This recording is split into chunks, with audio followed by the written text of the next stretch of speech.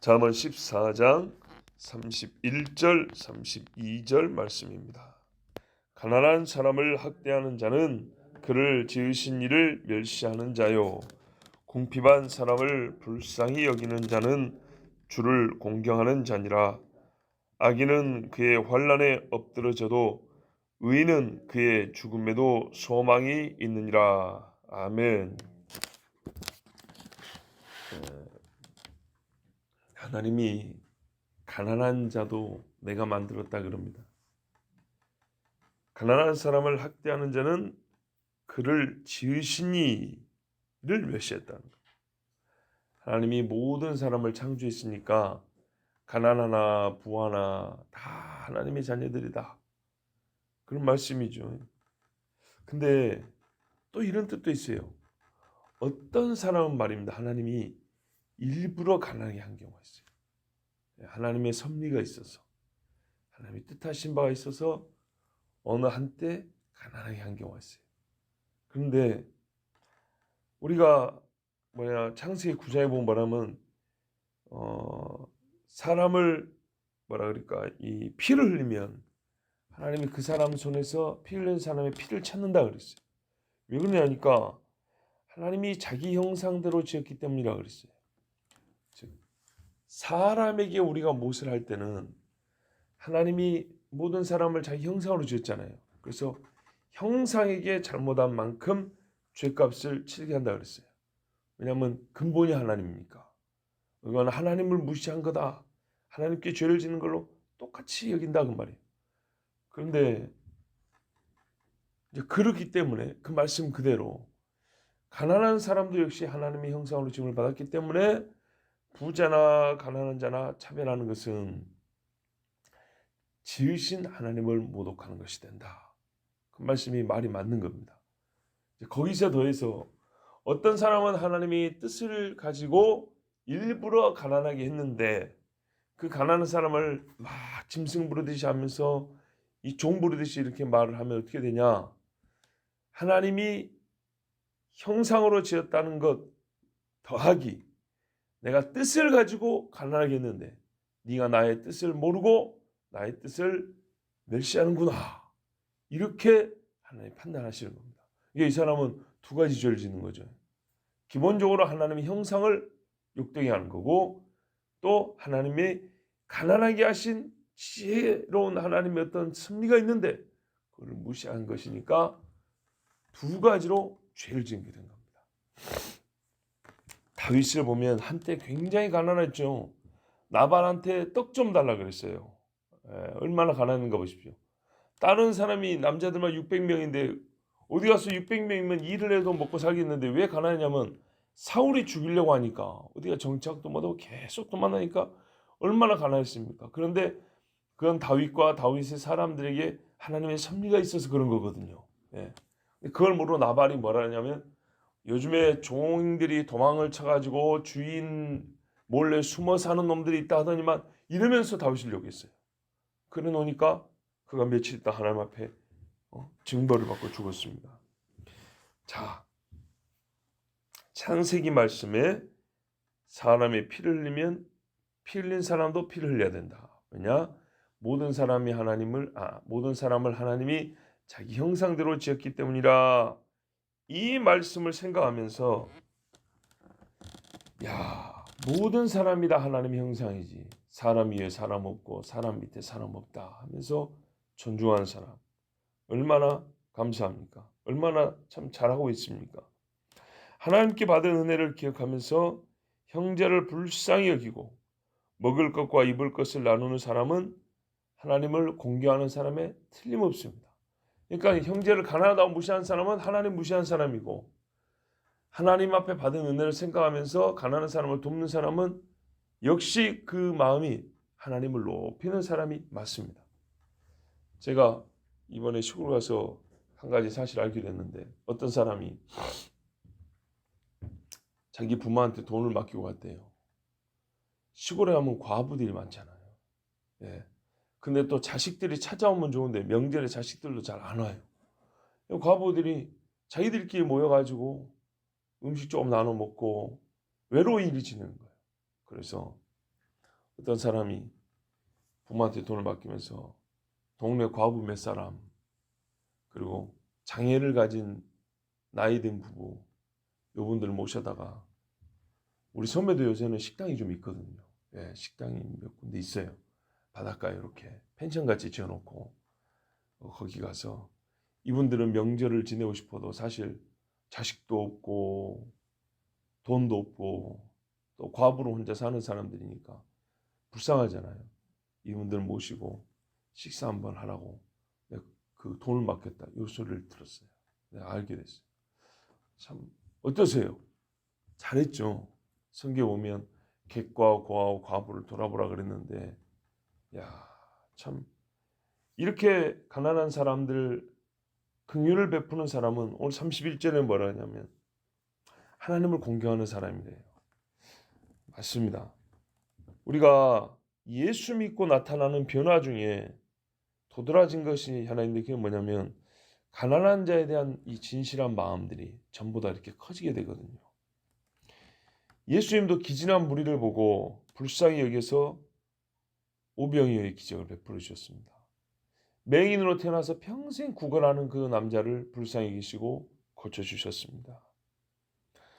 사도행전에 보니까 도르가라고 하는 여자는 과부들의 옷을 지어줬다 그랬습니다. 본인 형편이 좀 드니까 과부들의 옷을 지어서 입으라고 나눠줬다는 겁니다.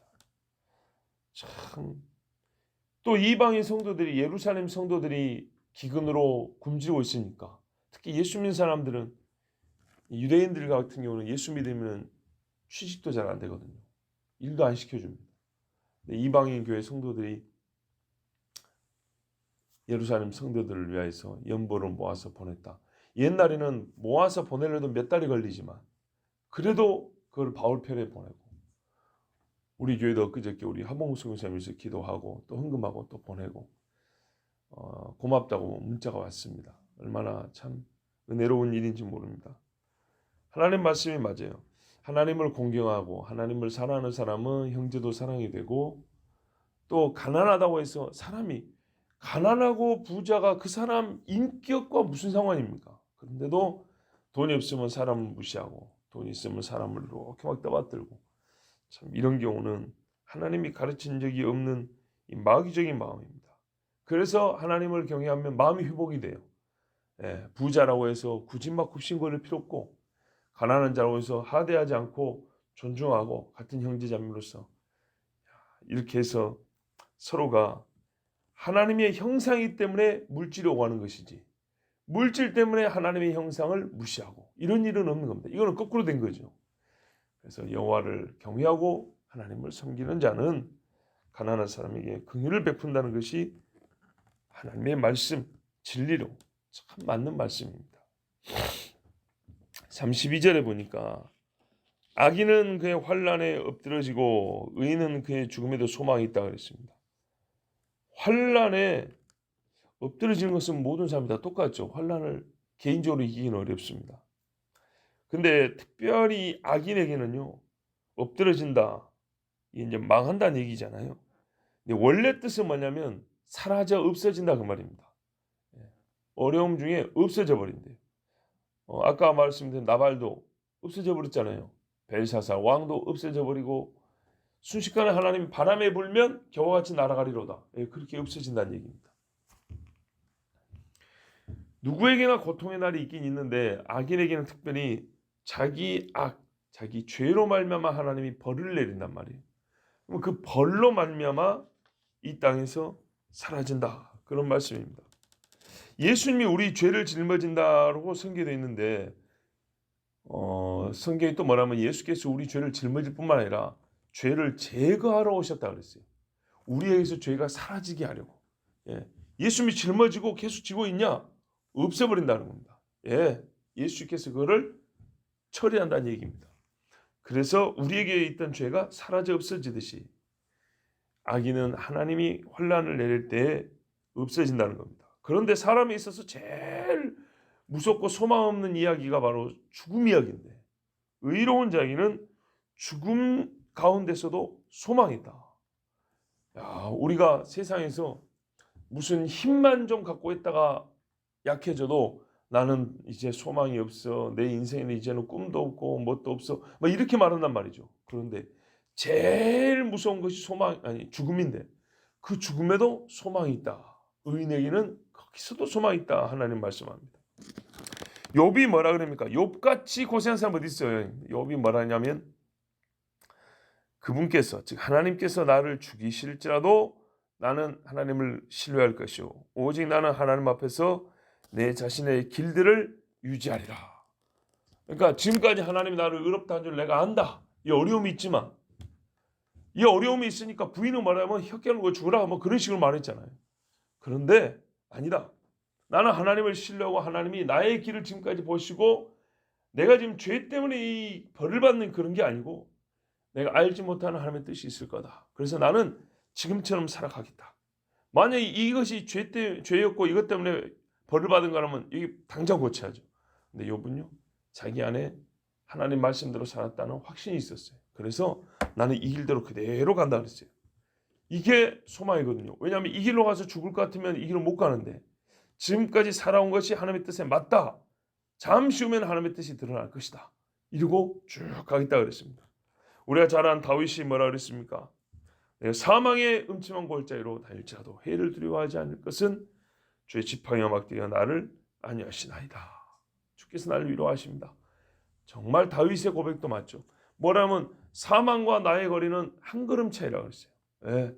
딱 한 걸음 덜 가서 살고 한 걸음 더 가면 죽고 이 정도로 내가 지금 사울의 칼을 피해서 살고 있는데 하나님께서 그 가운데서 나에게 소망을 주시고 살려주시고 그래서 막 하나님을 찬양하면서 얼마나 이 말씀대로 살았던 사람인지 모릅니다. 고린도후서 1장 9절에는 이런 말씀이 있어요. 우리 속에 죽음의 선고를 받았으니 이것은 우리가 우리 자신을 신뢰하지 아니하고 죽은 자들을 일으키시는 하나님을 신뢰하게 하려 함이라. 아멘.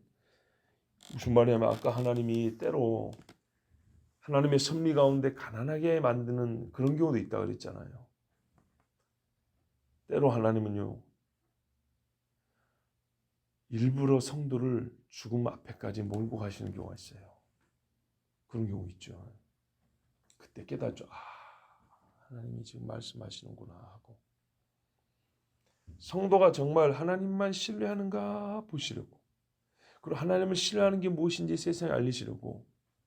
성도니까 그게 가능해요. 네. 성도니까 죽음 앞에서도 하나님을 신뢰하거든요. 그렇게 일부러 이렇게 몰아가신대요. 쫙 한번 밀어버린대요. 밖에서 오면 천상 죽는 거예요 이제. 근데 그 가운데서 하나님 앞에 기도하는 거예요. 그랬더니 다시 살고. 저희 할머니 연세가 94세이십니다. 근데 한 달 전에 한 달 좀 더 전인데 어쨌든 한 달쯤 전에 제가 휴가 다녀온 직후에 말이죠. 큰 병에 걸렸어요. 그래가지고 병원에 입원을 했고요. 병원에 입원을 했는데 또 막 귀신들이 보이고 그랬어요. 그러니까는 병원에서는 정신병 든 줄 알고 이 할머니를 묶어놨어요. 그러니까 막 줄이 긁히고 마니까 핏대가 막 서고 껍질이 벗겨지고 94세 된 할머니가 뭔 피부에 힘이 있겠어요. 그래가지고 이제 막 이 몸도 아픈 데다가 악한 영들이 오고 가고 막 하니까 할머니가 기도를 한 거예요. 근데 그 기도 소리를 간호사들은 미쳤다고 생각한 거예요. 네. 그래서 아니다. 내가 지금 기도하는 거다 해도 못 알아듣잖아요. 영적을 모르니까. 근데 이제 요즘에는 간호하는 가족도 있을 수가 없고 그러니까 이 노인이 몸부림을 치면서 하나님 앞에 기도하려니까 그래서 줄을 목에다 딱 걸고 줄로 당기고 이렇게 했던 거예요. 그런데 하나님께서 고쳐주셔서 이번에 뵈니까 건강하고요. 저희 작은 아버지 할머니랑 같이 사시는 작은 아버지도 우유 좀 상한 걸 드시고 큰 식중독에 걸렸어요. 그래서 또 하나님이 고쳐주시는데 그 와중에 말 그대로 돌아가시겠다. 어쩌면 돌아가실 수도 있겠다. 할머니가 그런 염려를 잠깐 했었습니다. 그런데 하나님께서 지켜주시고 지켜주신 할머니가 그래요. 죽을라다 도로 살고 죽을라다 도로 살고 그런다고. 근데 우리는 알아요. 할머니가 예수 믿고 자녀들 위해서 계속 기도하시고 또 참 선하셨어요. 우리가 불교인처럼 뭐 선하면 극락간다 그 말이 아니고 하나님 말씀에 우리 기본이요. 예수 믿는 사람들은 선해야 된다고. 너희 안에 착한 일을 두신 이가 하나님이라고 했어요. 지금도 자녀들을 위해서 기도하고 그러면서 나가 명이 길어가지고 죽을 것 같은 데 살고 죽을 것 같은 데 살고 그래서 우리가 한 말 있죠. 하나님 말씀대로 부모 공경하고 또 자녀들에게 기도하고 그러면 하나님이 오래 살게 해줍니다. 정말로 우리 할머니가 증인이다. 하나님 말씀이 증거다. 그렇게 저희는 여기고 있습니다. 죽음 가운데서도 소망이 있어요. 곧 죽을 것 같은데도 믿음의 사람들이 같이 기도하고 하나님 살려주십시오 하고 합니까? 또 일어나고 또 일어나고 얼마나 그래서 저희 생각에는 백수하시겠다 이렇게 생각하고 있습니다. 성경에 보면 믿음의 사람들은 100살 넘게 다 갑니다. 예, 충분히 가능합니다. 하나님이 지켜주시는 영혼이면 충분히 100살 가능합니다. 나이가 들었다고 너무 염려할 것 없고요. 우리 장로님 권사님도 기도하십시오. 하나님 우리가 자녀들을 위하여 기도의 사명과 믿음으로 잘 가르치는 일을 완수할 때까지 하나님 건강 주시고 이 새벽에도 이 자리를 우리 이어서 지킬 사람들이 더 많은 수가 일어날 때까지 우리가 그들의 앞잡이 길잡이가 되게 해주시고 그렇게 기도하십시오. 하나님이 우리 믿음의 사람들이 사명을 다하기까지 가지 않는다. 하나님 부르지 않는다 하는데 그걸 말로만 할 게 아니라 진짜 믿어야 됩니다. 진짜로 하나님 그래서 이래야 됩니다. 나한테 일거리를 주세요. 일거리 안 주면 다 됐다 소리 되니까 뭐 물론 하나님 전에 가도 이보다 훨씬 비교할 수 없이 좋지만 가보면 깨닫게 됩니다. 얼마나 좋은지. 그지만 이 땅에 있는 생명도 하나님 주신 상상할 기회는 또 여기서 있을 때거든요. 그러니까 여기서 하나님 상급도 많이 쌓고 할 수 있도록 도와주세요. 이렇게 기도하시면 하나님 분명히 건강해 주시고 예배당에 오고 할 수 있는 힘을 주십니다. 하나님께서 자기의 형상을 아십니다. 자기 형상이잖아요. 자기 모습이잖아요. 그러니까 하나님이 제일 잘하는 게 자기 형상이에요. 그래서 가난한 자를 학대하는 사람이 누군지 알고 가난한 자를 불쌍히 여기는 사람이 누군지도 알고 어려움 가운데 하나님께 소망을 두는 자와 하나님 소망을 버린 자가 누군지 하나님 다 알고 계십니다. 그래서 가난한 자를 학대하는 것은 하나님을 모욕하는 것이고 의로운 자는 하나님을 신뢰하고 구하기 때문에 하나님은 또 그를 구원하십니다. 가난한 자를 학대하는 자는 긍휼 없는 심판이 있어 주님 눈앞에서 사라지게 되고 하나님의 형상됨을 회복한 사람 내가 하나님의 형상이구나 깨달은 사람은 당장의 죄악된 삶을 버리고 의로운 삶을 살아가면서 형제의 궁핍함을 보고 불쌍히 여기는 또 그런 생활을 하게 됩니다. 이 사람은 은혜를 아는 거죠. 즉 은혜를 헛되이 받지 아니하므로 하나님께서 그를 역시 불쌍히 여기시되 죽음 가운데서 간구하는 소리를 들으시고 소망 있게 하십니다. 이 은혜가 우리 장로님 권사님에게도 충만하기를 주의 이름으로 축복합니다. 기도하겠습니다.